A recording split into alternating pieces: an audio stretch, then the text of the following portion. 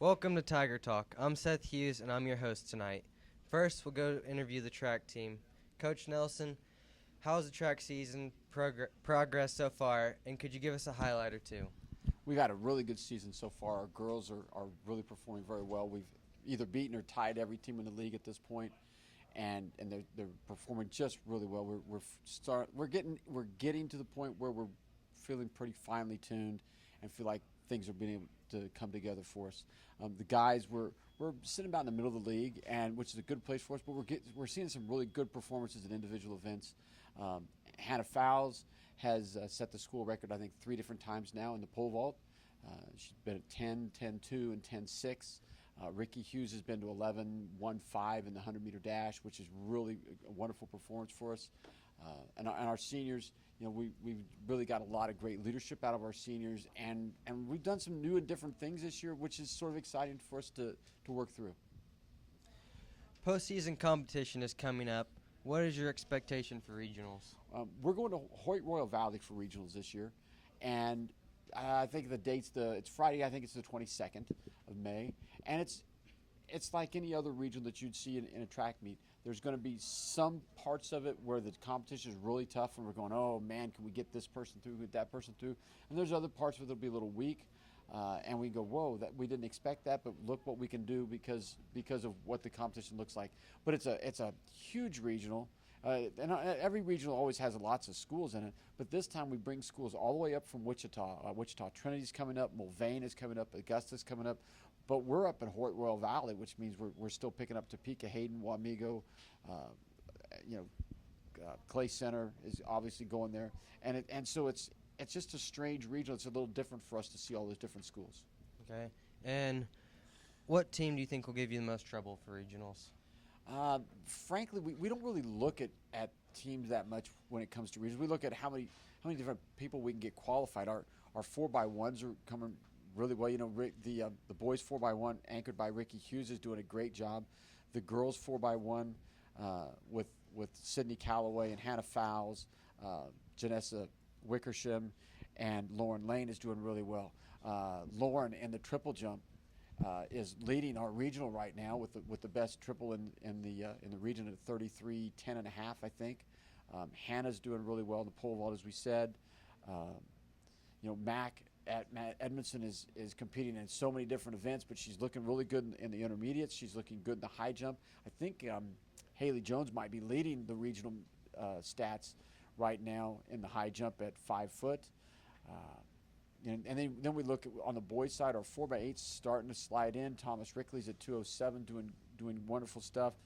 Caleb Siebold in the mile is running right at 4:48, and looking good. He'll probably, if we can slide him in there a little bit tighter, we'll be able to get under 4:40 this year, and he might be able to get into the state meet. And so for us, it's all about, can we qualify, people from the regional to the state meet. You have to finish in the top 4, and it's not a what's your time, you've got to place in the top 4. That's the only way to get to the state meet is place in the top 4 to your regional.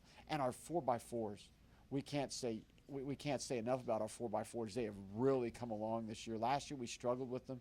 This year our girls are on the verge of being under 420.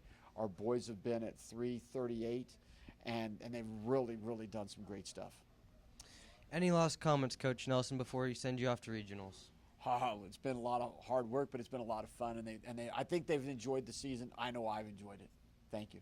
Good luck. Coach Nelson gave some great comments. Next, we go to 2 senior athletes. Guys, what is the highlight of your season? One of the highlights of my season this year has been getting a new personal record in the 100-meter hurdles and having a good standings right now in the 300 hurdles. One of my highlights has been one day we had a short practice and a bunch of the team members went to Sonic. It was really fun because it was guys and girls and all grade levels, and so it's been really fun to see just this year how we've all gotten along and we've spent time together with just all grade levels, all events. There hasn't been any separation, which has been really fun to see. How do you think the team's doing this year? So far, I think the teams have competed really well. We have Peyton Lane, who's doing really good in the pole vault. We have Parker Folks, who's doing really good in the discus and the shot put. And we have Brady Milliken and Gavin Siebold, who are throwing really well in the javelin right now. I would agree with Mac. I think our teams are doing really well. It's been fun to see just how some people have really stepped up to lead. I'll pick on some of the distance runners. Mariah Larson has won a bunch of her 2 miles that she's running and placed really well. Andrea Chestnut has been running the mile and rocking it, and Savannah Kipfer got thrown in the 400 earlier this year, and we found out that she's really good at it. So she's been really rocking that. So it's been fun to see how, especially I'd say the distance girls have really just shown this year. Okay, so if there's an athlete out there that's unsure about joining track, what advice would you give them? One of the big things that comes off to me when someone talks about doing track is the conditioning.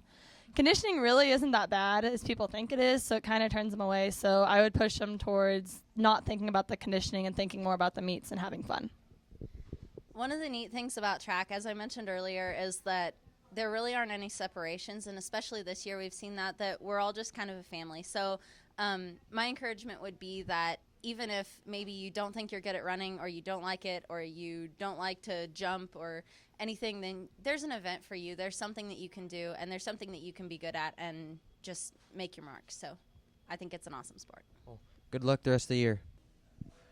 Track isn't the only spring sport this season. There's also tennis. Coach Johnston, with tennis being back at Clay Center, how's the season going? I think the season's going really well. It's been great to get some athletes back out for some sports that maybe they weren't doing previously.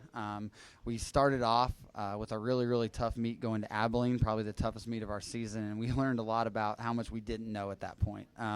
We won a couple games, didn't get away with any matches that night, but I think we really learned about what tennis was all about, what it was going to take to compete at some of the varsity matches, and really things we needed to work on, so that's been good.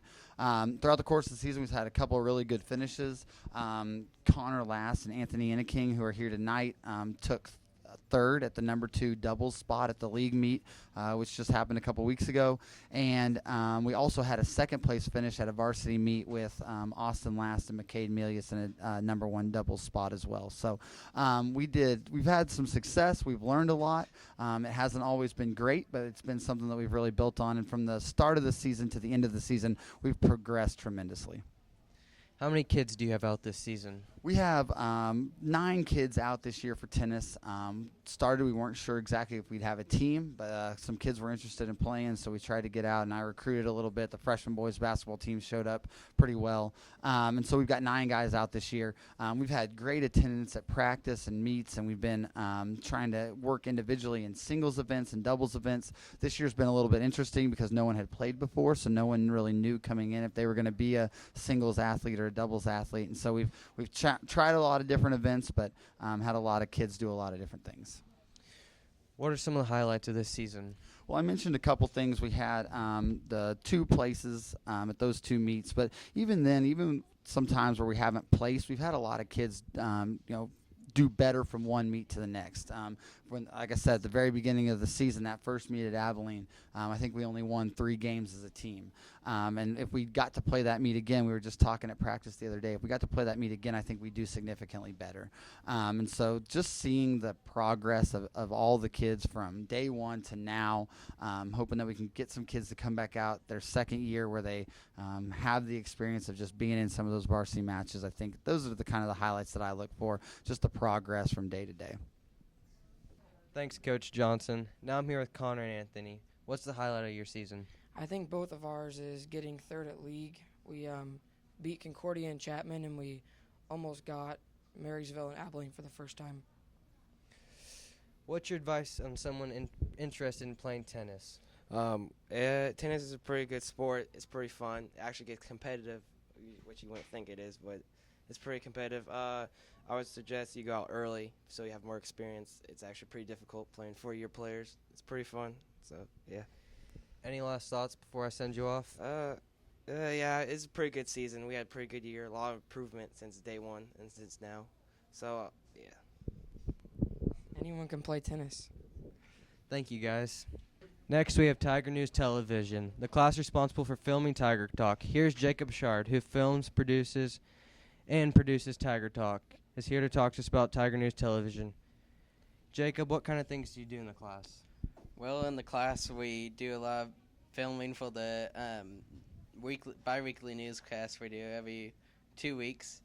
And after you film it, before you film it, you gotta write a script for it, and then you film it, and then you gotta do a whole lot of editing, and then once everyone has the stories written up and filmed, we put it all together on the newscast. Jacob, what's your experience been like being in there for 3 years? Being in TNT for 3 years now, it's been a lot of fun, and it's been really cool to see the program develop from the first year I was in it, which was the very first year that we had the program, to now where we have a lot of really nice and cool equipment. So how have things progressed over the years?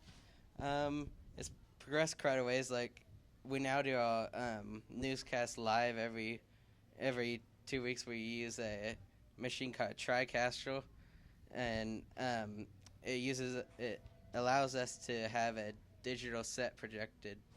Thank you.